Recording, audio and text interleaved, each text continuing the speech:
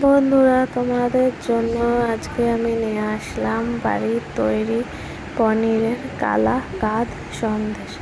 প্রথমে দুধ ভালো করে জাল দিয়ে ক্ষীর বানিয়ে নেব।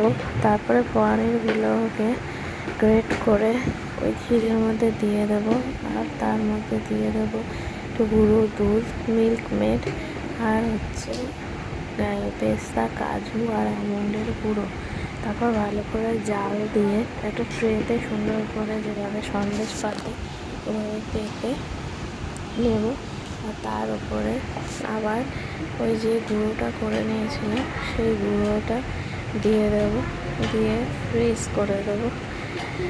তারপরে কেটে কেটে তোমরা সেল করতেও পারো, বাড়িতে খেতেও পারো।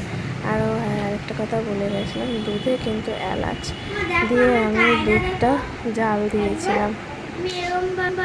দিয়েছিলাম।